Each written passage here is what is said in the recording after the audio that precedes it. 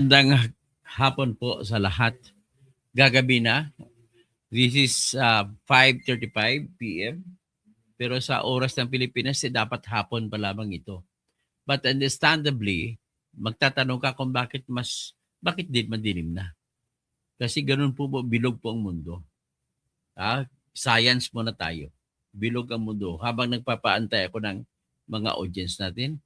So dahil bilog ang mundo, ay ang kalahati ng taon ay mas mahaba yung araw sa kalahati ng taon. Sa kasunod na kalahati ng taon, mas mahaba ang gabi. O bakit ganun? Siguro everybody deserves to know it. Science po yan. Ano po yan? Dahil bilog ang mundo. Tapos bilog ang mundo bilog ay umiikot sa araw. Umiikot ang mundo natin sa araw. Pag umiikot yan ng 365 days sa isang taon. Makumpleto 365 days. Yan ang ating Earth. So pagkatapos habang umiikot siya sa araw, ay umiikot naman, habang umikot din siya ng sarili. Rotating on its own axis. So ang pag-rotate naman sa sarili, 24 hours yun. 24 hours. Kaya kalahati ng bilog nakaharap sa araw sa isang ikutan. Ang kalahating ikot niya nakatalikod sa araw.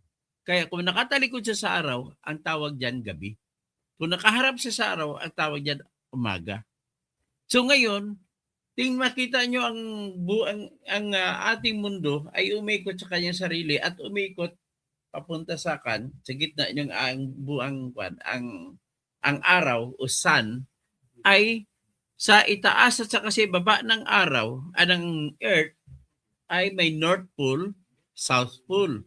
Sa North Pole, wala kang makikitang gabi, puro araw. Kasi makikita mo lagi ang sinag ng araw. Ganon din sa South Pole, wala ka rin makikitang gabi, puro makikita mo araw. Kasi makikita mo lagi sa kahit anong ikot ng makikita mo yung sinag ng araw. Ganon po yun. O habang napaparami tayo ng audience, so nagkikwento lang muna ko about science. Siguro naman ay we're talking about the solar system. Pero sa solar system natin, marami mga bituin na malayo-layo sa araw. So, ang mga bituin naman, kapag mga ngisdang Pilipino, walang kumpas ginagamit. Alam ni Fidel to na mga ngisdang Pilipino, walang kumpas na ginagamit. Wala mga seaman, mga bagong seamen ngayon, may kumpas na dala. Para malaman kung saan ang Luzon, saan Visayas, saan ang Palawan, yun, malalaman mo yan kung may kumpas ka. At may mapa ka, sanay ka sa mapa. Pero kung paano ang mangyari, kapag wala kang kumpas, ito po, noong araw, ang mga tripulante natin, mga mangingisda natin, pati sila ni Magellan noong araw. Paano sila nangyari? Nagaling sila ng Spain, dumating sila sa Pilipinas. No, sa panahon ni Magellan, dumating siya sa Pilipinas, March 16, 1521. Pero sa panahon na yun, wala pang nakapagsabi kung bilog ba ang mundo o hindi. Akala may iba nagsabi na flat ang mundo. Pero si Magellan, ang unang pakay niya kung bakit siya sumakay ng galyon, pumunta sa Malacca, dumaan sa Pilipinas. Ang target ay Straits of Malacca. Pero napunta sa Pilipinas, napunta sa Limasawa. Kaya sa Limasawa, dinala siya sa Mactan, pinatay sa Lapu-Lapu. Yun po yung... anyway, ang kwento dyan, ang mga Pilipino, para malaman nila kung saan lugar sila, nakatingin na sa bituin kung gabi. Kung umaga naman, nakatingin na ang araw naman, ginamit nila, ganito yon. Maglalagay sila ng pako. Mayroon silang kahoy, lagyan ng pako. Ngayon, ang pako, pag sinag ng araw, may shadow. So kung umaga, ang shadow ng pako yun po yung west. Pero kung hapon, ang shadow ng pako, yan ang east. So, kita nyo na. Yan, science. Pero ngayon, pwede na tayo mag-umpisa sa ating topic. Ang ating topic po sa ngayon ay yung tungkol sa road rage. Ang pag-usapan po natin dito yung kapatid ni Pokwang, si Carlo Tano Subong. Si Carlo Tano Subong ay ang totoong kwento diyan, napatunayan natin na iyan ang totoong kwento sa pamamagitan ng pagbigay ng CCTV, mga footage ng CCTV. Dapat natin patunayan kung ano talagang totoong nangyari. Bakit? Kasi natalo sa media sa social media, natalo si Carlo Subong. Bakit siya natalo? Kasi ang nakita lamang ng in-upload sa Facebook, malalaman to ng aking anak, no, si Alex Tugas, no. Ang nakikita lamang sa social media ay yung portion ng kuha ng video ng babae na asawa ata ng barangay kapitan na namamagitan. Ang kuha niya ay doon na lang mula sa pagbaba na andun na sa baba yung si Carlo Tano Subong. Bumaba na siya, sa harap na siya ng pick-up niya na Toyota Hilux. At pupunta na siya, pakanan siya. At ang kwento na dyan ay ganito po yan. Ito ang totoong kwento nangyari. Ipapatunayan ko mamaya sa CCTV na video na lalabas. Habang nagmamaniho siya, galing siya sa Dimanlig Street, dyan sa Antipolo. Papunta siya kumanan siya sa M. Santos Street. Pagkanan niya sa M. Santos Street, ay siya namang nakasalubong niya ngayon ang kariton ni Crispin Villamor. So, ang kariton naman, in fairness naman kay Crispin Villamor, naghahanap buhay po siya sa pamamagitan ng tinatawag na mga sa Metro Manila na pangangalakal. Ay, magandang gabi, Merry Christmas, P. Abakahin, ako niya. Si Maria Francesca Marbella, may apo, kumusta ka na? Okay.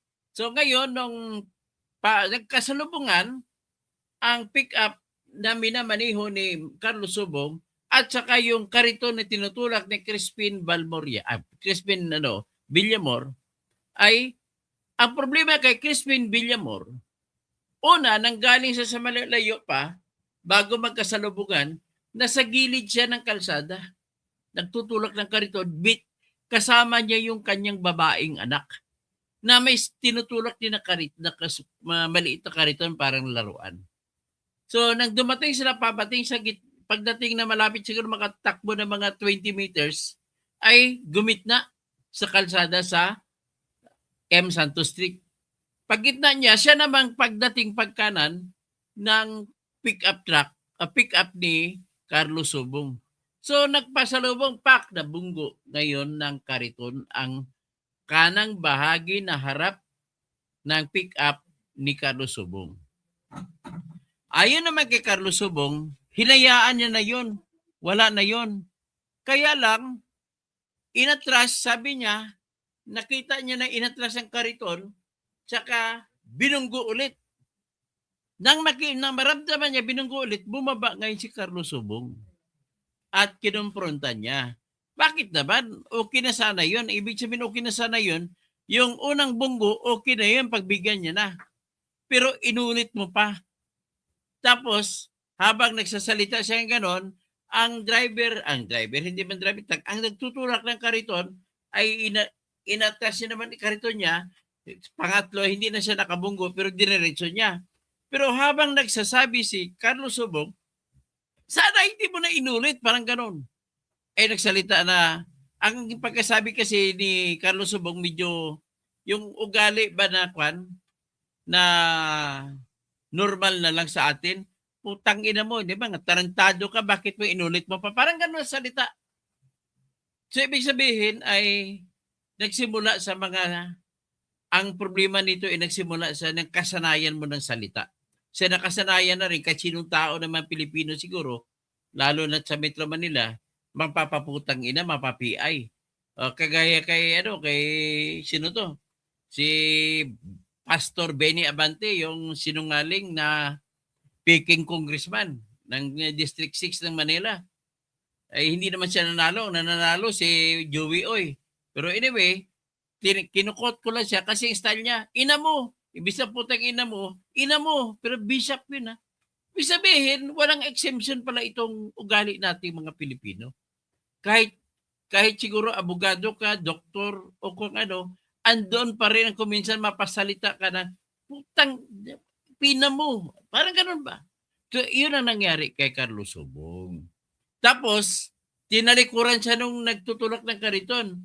Sabi, tarantado ka rin. Nung narinig niya yun, nasapok niya ngayon dito sa kanang bahagi ng ulo. So, yun ang nakita sa cellphone, na nakuha ng cellphone nung nagsiselfone sa gilid na babae. At yun ang na-upload at yun ang naging basihan na marami siya ngayong basher. Nakawawa siya sa mga basher. Siya ang talo sa opinion ng mga tao. So ano nangyari kasunod? Di nakita yun ng LTO. Pinatawag sa yun ng LTO. Akalain mo ba, si kaibigang Fidel, akalain mo ba yung si Carlos Subong? Hindi pa niya natanggap yung sulat ng LTO. Suspendido na siya. Saan ka ba makakita ng sitwasyon? Parusa mo na bago pakinggan? Akala ko ba pakinggan mo na bago parusahan? Di ba gano'n naman talaga batas? Ang nangyari ito sa kanya, parusa mo na bago pakinggan. So, nung natanggap niya na ngayon ng sulat, nakalagay sa sulat, pinagbabawalan pa siya gumamit ng kanyang sasakyan. Akalain mo. Sa tingin ko naman, pwede naman gamitin sa sasakyan basta ibang driver ang magmamaniho. Anong kasalanan ng sasakyan doon? Ang sasakyan, sumusunod lamang yan sa driver. Kung makabunggo man nyo hindi, depende sa driver. Ang sasakyan, walang kinalaman, walang kasalanan. Anyway, ganun po ginawa ng LTO. Kaya because of that, tahasan kong sinasabi na si Land Transportation Office Commissioner na si Assistant Secretary Marcos Lacanilaw na bobo. Pasensya ka na, tawag ko siya bobo. Bakit bobo? Akalain mo ba naman, lahat ng mga may road rage pala, parusa muna bago magpaliwanag. Sa korte nga mas mataas ang korte natin. Pakinggan natin kasi may due process. Kung talaga ba dapat parusahan ka. Sa iyo wala pang hearing, may parusa na. Suspendido na ang lisensya. Tapos bawal pa gamitin yung sasakyan. Ano nangyari? Binabagit ko ito kasi nung isang araw, may nangyari naman na pinapansin din ni Pokwang. Yung ambulansya sa Valenzuela City. Kung saan, ang ambulansya, binunggo siya na nagmamaniho ng bike. Bike na naman, ito naman, bike ang kalaban. Ang nangyari, tatanga-tanga kasi yung driver ng bike. Sa gilid naman siya nagmaniho, sa gilid ng kalsada. Yung ambulansya na kasalubong, kumaliwa. So kung kumaliwa siya, hindi niya alam na bunggo na tuloy sa harap ng ambulansya. Pagkatapos doon, nagalit yung bumaba na yung driver. Siyempre, napasuri-suri yung magmaniho ng bike. Pero sa totoo lang, tanga. Saan ka makikita, nagmamaniho ka kung saan ka nakatingin, kaya nakabunggo ka tuloy sa kasalubong mo. Yun ang nangyari. So, tanongin mo, sino may kasalanan? Sa totoo lang, may kasalanan dito yung bike. Pati kung balikan natin sa kapatid ni Pokwang, may kasalanan doon ang nagtulak ng kariton. Bakit? Hindi yun daanan ng kariton, daanan ng kalsada yun Pangalawa, nagbabayad ng buwis yung may gamit na sakyan. Yung kariton hindi nagbabayad ng buwis. Pangatlo, may rehistro yung sakyan. Ang kariton, walang rehistro. So, sino ngayon ang dapat gagamit ng kalsada? Yung may kariton o yung sasakyan? Yun ang dapat mga ikonokonsidera natin. Ang akin ang puntos dito. Nilalabas ito kayo para naman siyempre matututo tayo. Unang aral dito is tayong lahat ata, walang exception kahit ako. Minsan nagagalit tayo, napapamura tayo kahit kunti eh. Ngayon, sa biglang silakbo ng damdamin natin na nakasampal tayo o nakasigaw tayo ng di maganda. Tapos, ito naman ang mga naapi. Siyempre, api sila, reklamo naman. Kagaya nung naalala ko yung yung nagmaneho ng Bios na gwardiya ni Justice Rosario ng Supreme Court. Nabunggo din siya nung nagmamaneho ng mga nakakabike, nag-exercise. Ano lang yun yung mga hobbyist dun sa mga bisikleta. Wala na siya na ang problema kasi dyan sa totoo lang, lumalabas siya sa kanyang bicycle lane eh. Yan dahil lumalabas siya at bakit niya nabunggo? Yun naman yung bios na tong si Gonzales na bodyguard pala ni Justice Rosario. O nabunggo, nilabasan siya, tinutukan siya. Ganun po nangyari. Pero kung titingnan mo, kung meron lang tayong control sa sarili, hindi natin magagawa yun. Kumbaga, ugali nata ng lahat ito. May exception ba rito? Tingin ko walang exception eh. Kahit nga si Marcos Lacanilao, siguro ganun din gagawin niya eh. Ang hirap kaya. Pero, naalala ko yung judge noon sa isang kaso sa Pasay. Nakalimutan ko ang apelido niya. I love that advice from that judge. Sabi niya, nag-advise siya kasi isa sa kaso na hinahawakan niya sa Metropolitan Trial Court ng Pasay City ay yung banggaan din. Sabi niya, alam nyo, naintindihan ko lang kayo, pati ikaw na kinakasuhan, naintindihan kita. Which is, in the same mind and mold din ako kaysa judge na yon. Sabi niya, walang taong, pag hindi ka marunong gumalit, hindi ka tao, robot ka. Pag nagalit ka, tao ka. Yan ang totoong tao. Ngayon, ito na lang advice ko para hindi kayo magalit, ay magbilang kayo ng hanggang 30. Abala ba, nakabuk na may nagitgit ka, o kung ano man, bago ka lumabas ng kotse mo o sakyan mo, magbilang ka, 1, 2, 3, 4, hanggang 30. Sabi niya, pagkatapos mo na mabilang 30, kalahati ng galit mo na wala na sa isip mo. So, makokontrol mo na sarili mo ngayon. So, ibig sabihin, iyan ang advice niya. Bago kayo lumabas sa sasakyan nyo, ay magbilang ka muna ng 30 bago ka lumabas. So, ang advice ko lang yan. Sana, ako ang ginawa, nakita ko naman kasi ang video ng CCTV ni Carlos Subong, ang ginawa niya, nung nakabunggo siya, bumaba kagad. Ang feeling niya, sinasadya naman yung nagkakariton. Unang bunggo, okay lagi sa kanya. Pangalawa, inatras ng kariton yung kanyang kariton, magkakariton. At itinulak ulit, nakabunggo na naman. Eh kung ako, sanabi ko, kinausap ko si Mr. Carlos Subong. Sabi ko, sir, in fairness naman sa magkakariton, hindi niya sinasadya yun. Bakit po? Eh nakita ko yung kariton, ang bigat-bigat ng kariton. So pag inatras mo, hindi mo kagad matansya, mailihis. Kaya nung tinulak mo, mataas yung mabigat ang kariton, nakabunggo ulit. So iyan po nangyari. Ngayon, ang puntos ko dito, pangalawa ay ganito. Tama ba ang LTO sa pagpaparusa na may suspension kagad at binabawalan na gumamit ang may-ari ng sakyan na gamitin? Yan ang tanong dyan.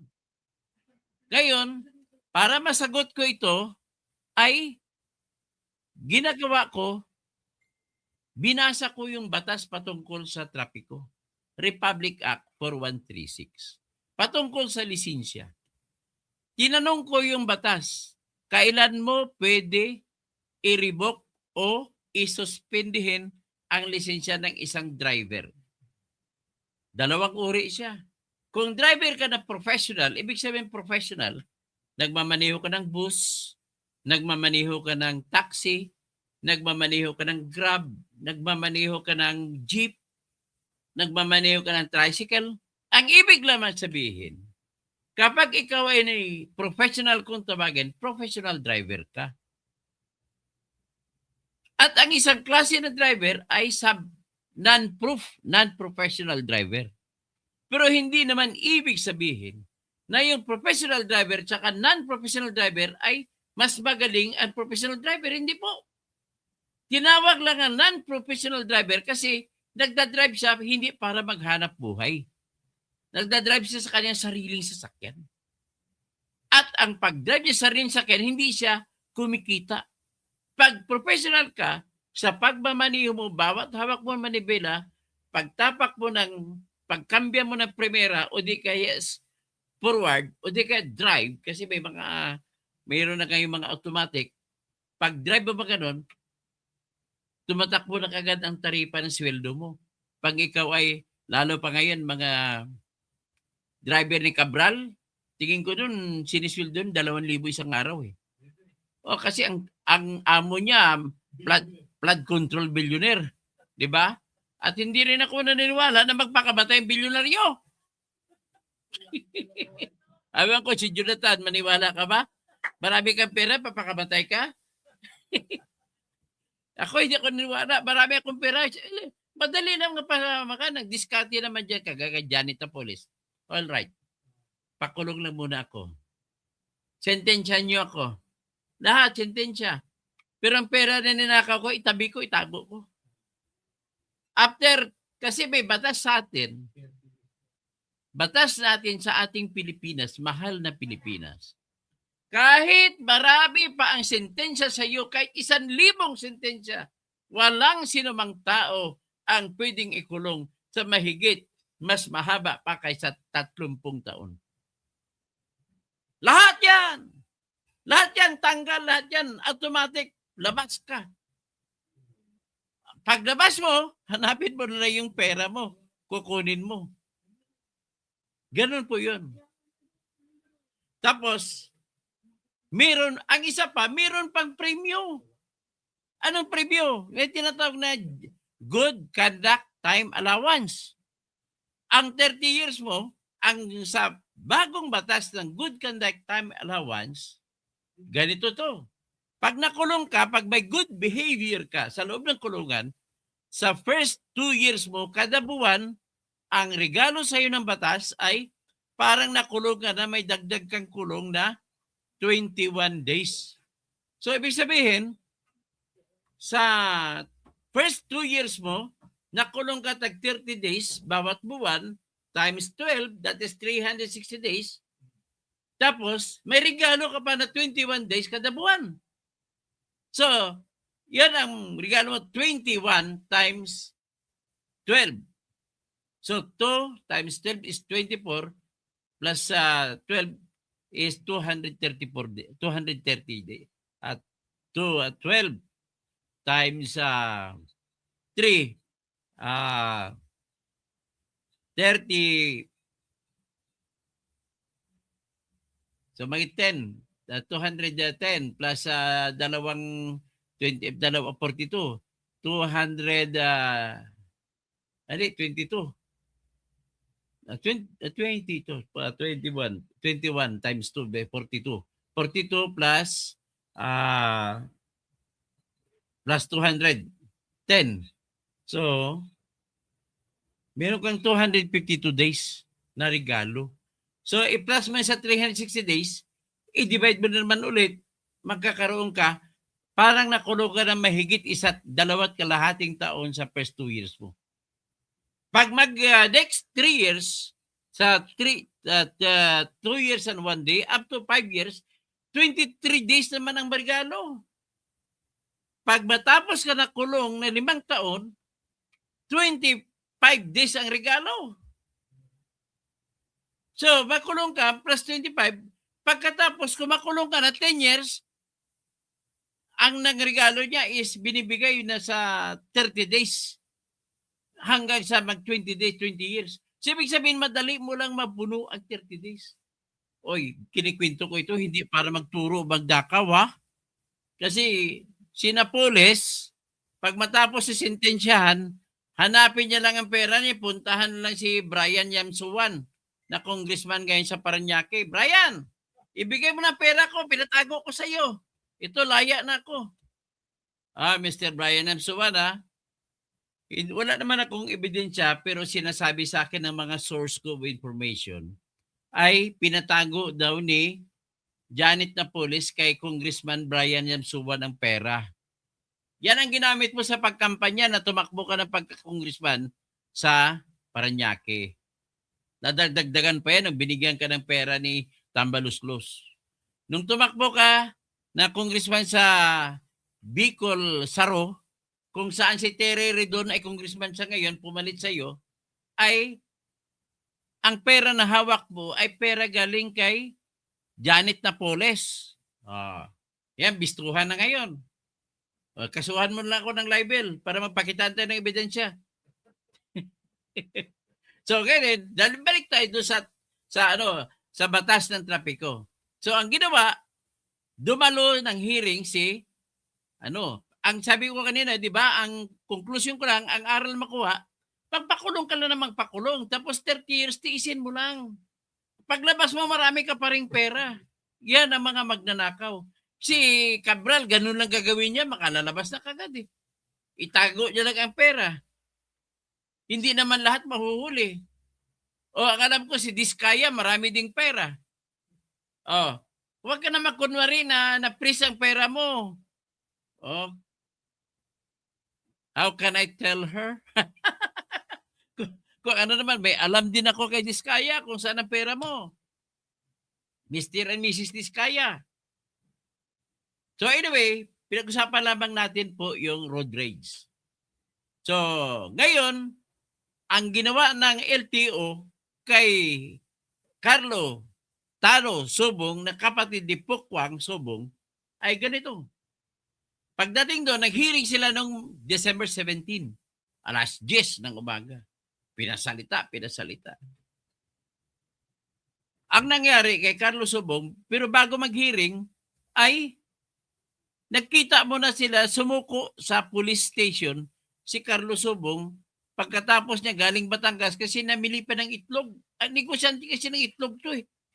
So kailangan niya yung pick up para mamili araw-araw ng itlog at ibebenta sa Antipolo. Dahil binawalan siya maggamit, nawalan siya ng hanap buhay. Ganun po nangyari. So anyway, ang ginawa niya, kinabukasan, pinahanap siya ni Mayor Inares, Junjun Inares. So sumuko siya sa pulis at nag-usap sila nung nabatokan niya. Nabigyan na siya ng pasensya, para kapasensyahan sila, tapos binigyan pa niya ng 20,000 pangtulong sa iyo. Patawarin mo na lang ako. Although, gumawa ng statement yung magkakariton. Sulat kamay niya. Hindi na kita kakasuhan. Ganon. Akalain mo na meron na ganon, nagkaayos na. Pinatawag pa siya ni Marcos Lacanilaw. Alam mo ba, Fidel, kung sino si Marcos Lacanilaw? Oo, yung sa LTO. Siya po ang nagbit-bit kay Tatay Digong papunta sa Diheg. Kaya pag naging presidente si Sara, kawawa kang bata ka. Patay kang bata ka. Makukulong ka ng habang buhay. Marcos Lacanilaw sa salang kidnapping. So anyway, ang ginawa niya, pinatanggap niya sa bahay mismo ni Carlos Subong ang order. Dumalo ka sa hearing December 17, alas 10 ng umaga. Pero, kung Tagalogin natin, bago pala, pagtanggap mo nito ay automatic ka na suspendido ang lisensya mo sa loob ng 90 araw. At yung sasakyan ay naka-alarma na. Huhulihin ka ng pulis pag ginamit mo. Yan po ang nangyari. Okay? So, dumalo siya ng hearing noong December 17, nagpag-usap sila doon. Kumbaga, sinabi na rin ni Crispin Villamor na nagkaayusan ni sila ng kapatid ni Pokwang. Wala, tinuloy pa rin ni LTO chief niya, ni alias Diheg, si Marcos Lacanilaw. So, ano nangyari? Ang problema ko, ipinagpatuloy pa rin nila yung suspension kahit na kahihiring pa lamang. So dito mo makikita, may parusa ka na, hindi pa nag-umpisa kaso, may parusa ka na. Pero ang katwiran nila ni ni Lacanilaw ay preventive suspension naman po yan eh. Alright, preventive. Dalawa pong klase kasi ang suspension. May preventive at may suspension na parusa. Ngayon, tanong, meron ba sa batas yan? May kapangyarihan ba si Lacanilaw sa batas sa Republic Act 4136? At saka sa Republic Act 10930 na siya nag-amyenda? Wala po nakalagay sa batas na may kapangyarihan ang LTO na magsuspindi sa bilang preventive sa sino bang driver. Ang may kapangyarihan siya, magsuspindi siya as parusa. Bilang parusa, hindi bilang preventive suspension. At kung bilang parusa, maximum ay 90 days. Nang ibig sabihin, pwede siyang parusa na 10 days, pwede siyang parusa na 20 days, pwede siyang parusa na 30 days na suspension ng lisensya, or pwede hanggang 90. Kung masama ang ginawa, pwedeng i-revoke. Yan ang pangalawang kapangyarihan nila, mag-revoke. Pero yung pagparusa ng suspension o pagkasuspenso at pagka-revoke, pagkakansila ng lisensya, mangyari lamang yan pagkatapos na mag-hearing. Ang problema kay papasikat talaga ito si LTO na ASIC. Gusto niya si Mika tatakbo at pagka-senador eh. So, ginawa niyang preventive suspension.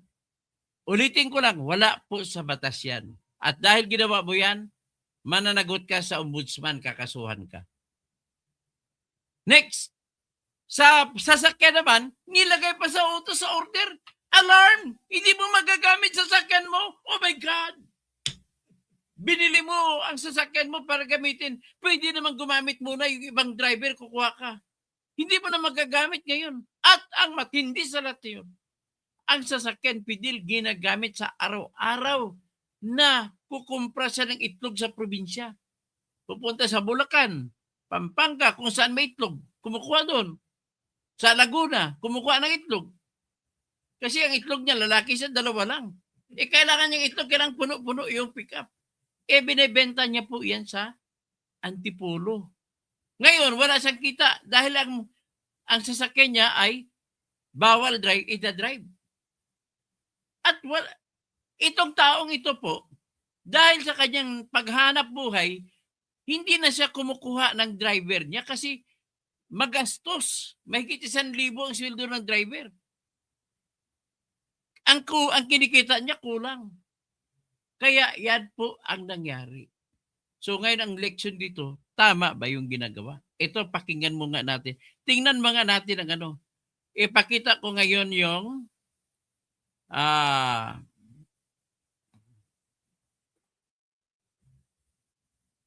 ipakita ko muna yung CCTV na in-upload na naging dahilan ng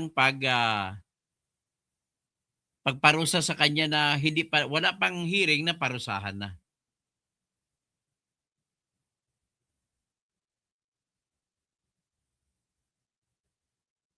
Ay, buhay talaga to.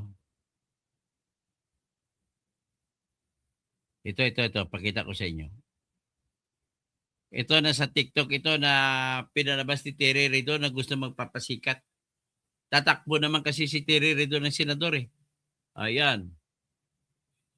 Abogado ito pero hindi niya alam ang batas sa traffic. Kaya pwede ito i-disbar eh.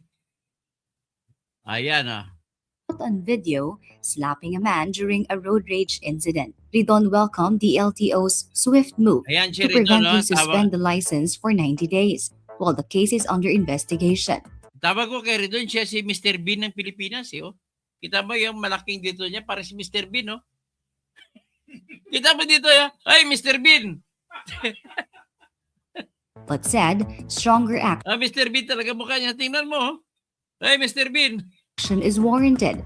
He called on the LTO to pursue permanent revocation, file criminal charges, and impound the vehicle involved. The incident went viral after the driver, identified as Carlos Subong, was seen confronting a man pushing a cart. who was Hindi ko with lang his young okay. child. As the argument escalated, Subong was captured on video hitting the man on the head, drawing widespread outrage online. Okay, yan ang nakita nyo ha. Ito, ngayon, may pinagmulan yan. Lahat po ng bagay may pinagmulan. Paano ito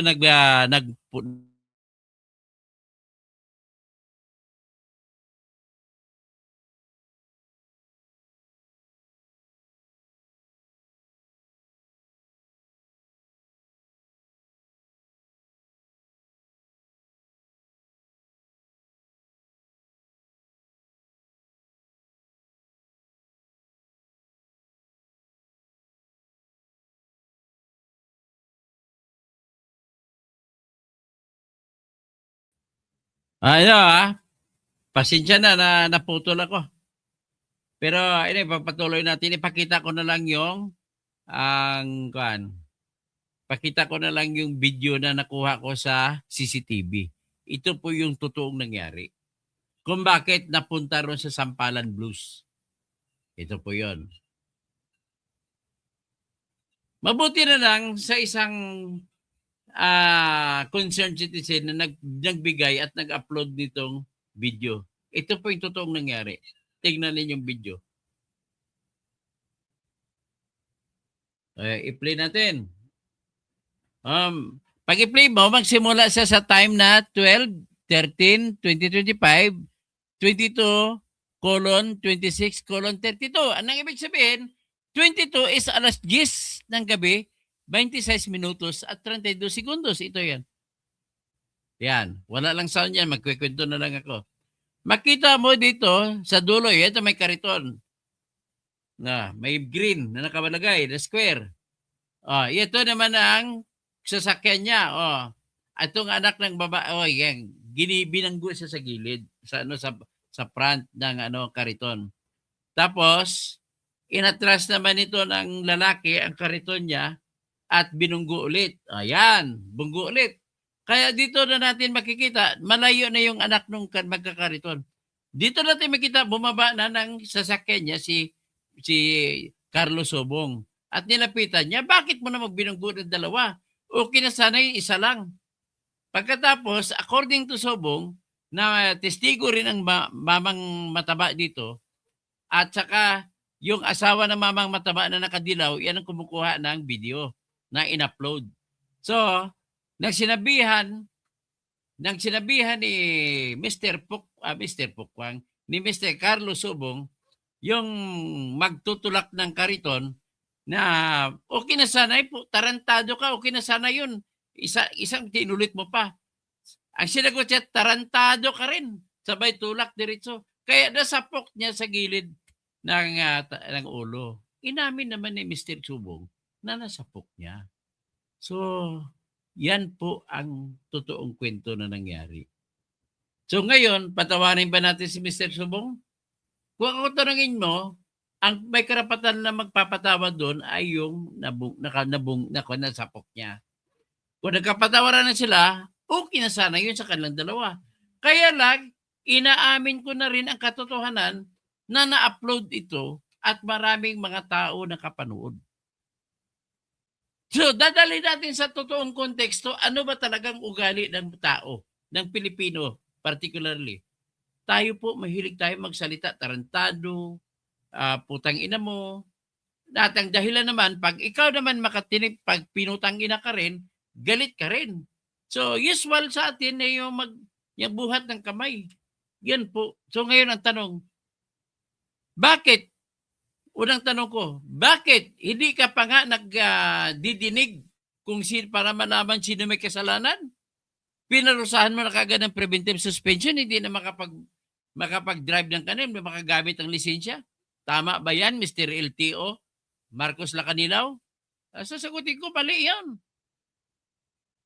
Ang procedure po niyan, tanungin mo lahat ng mga traffic enforcer. Mahuli ka na wala kang seatbelt.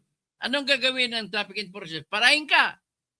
Pag para sa'yo, hingin sa'yo lisensya mo. Pag hingin lisensya, ay ibibigay mo lisensya. Bibigyan ka ng ticket. Tapos ang ticket na ibibigay sa'yo, kung hindi ka conforme, lagyan mo under protest. Pero kung ay kahit hindi ka conforme, ang ticket ay babayaran mo yung penalty.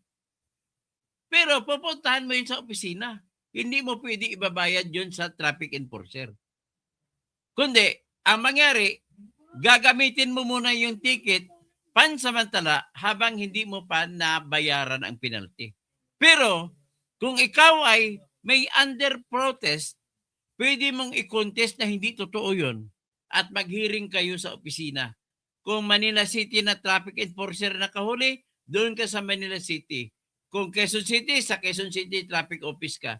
Kung MMDA, sa MMDA traffic office ka, magkaroon kayo ng hearing. At kung manalo ka, balik sa yung lisensya mo. Walang bayad. Ang puntos ko rito is, dapat ang ginagawa ng LTO ay huwag niyong kumpiskahin ang lisensya na wala kayong ticket na ibibigay.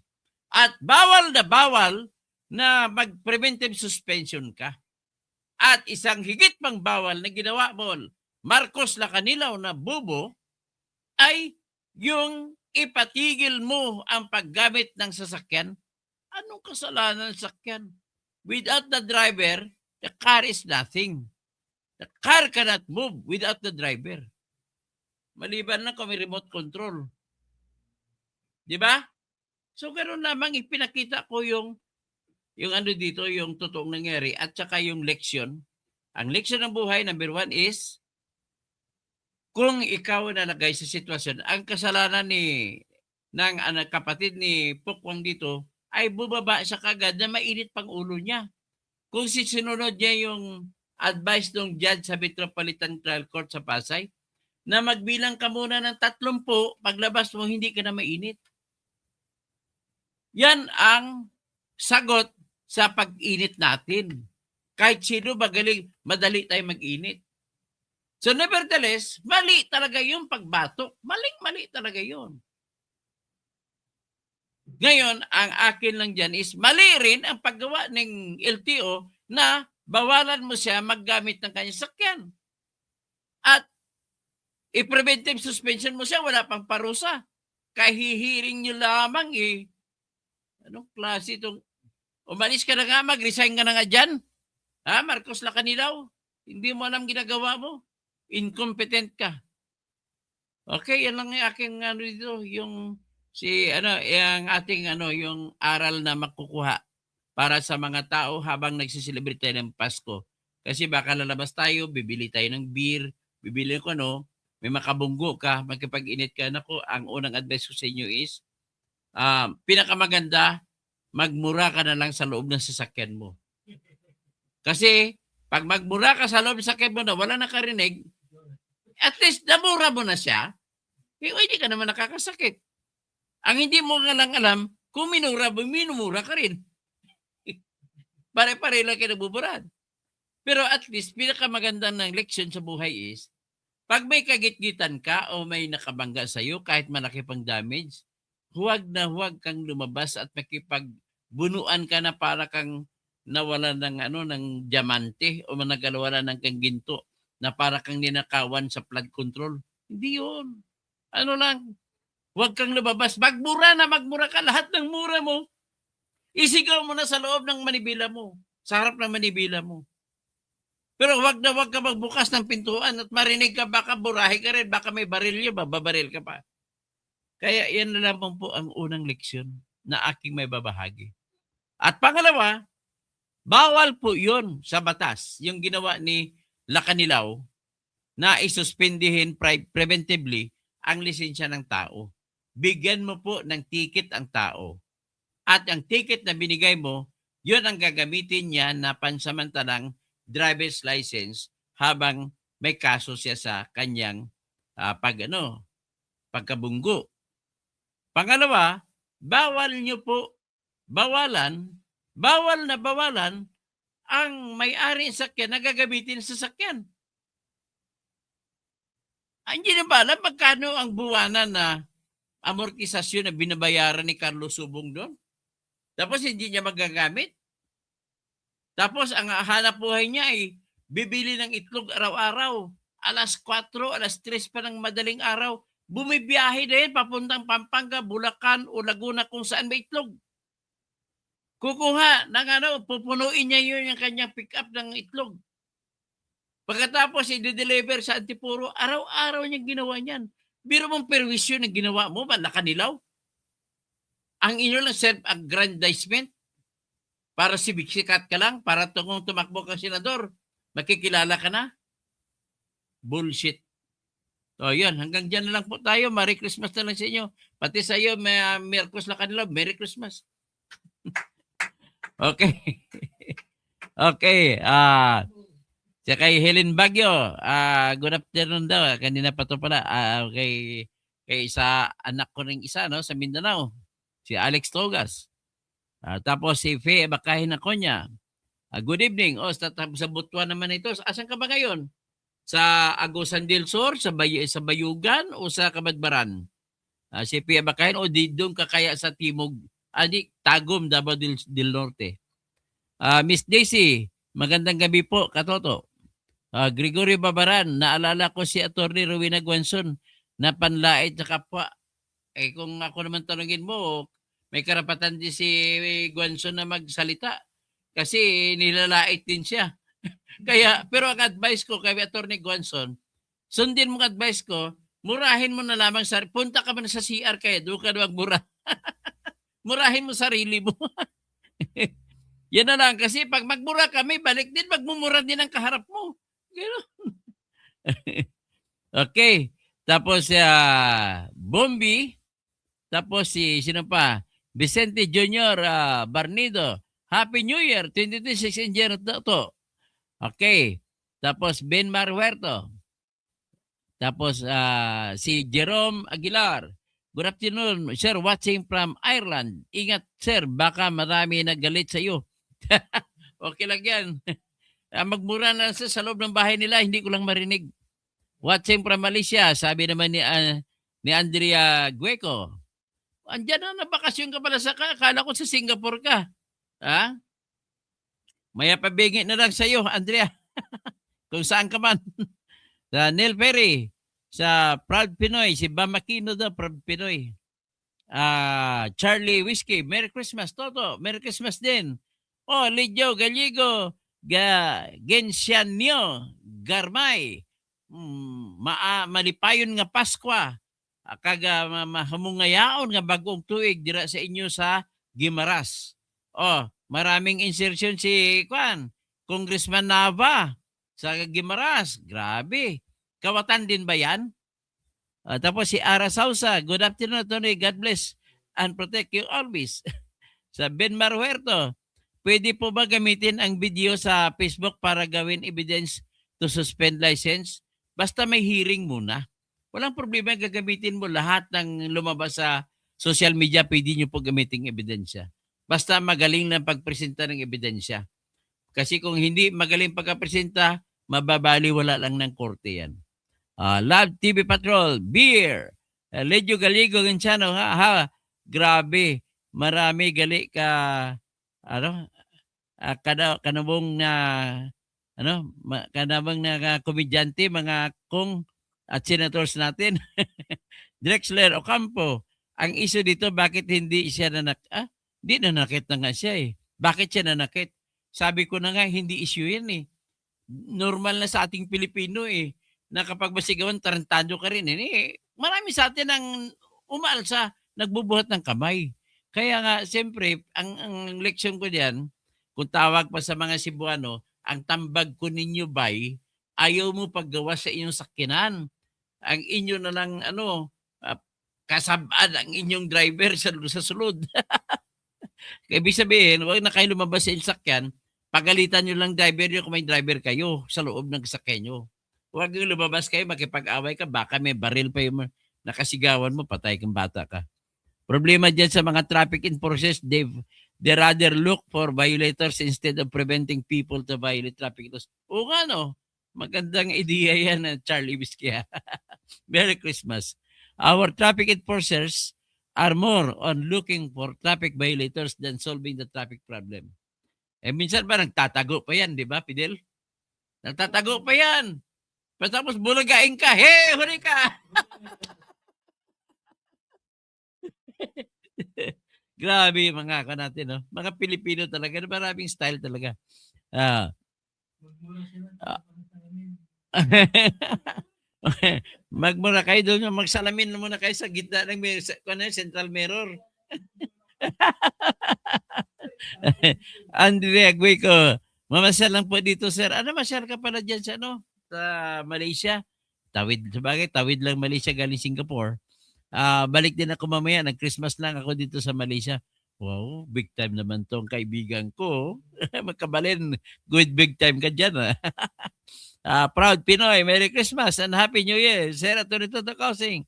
Firefox, dili ka mag-inisog attorney, delikado. Adto na lang sa iskina, sa bunga sa Cebu City. So anyway, Merry Christmas po sa inyong lahat at bukas Happy Niños Innocentes Day. Bukas. Okay? Magandang gabi pala, magandang gabi.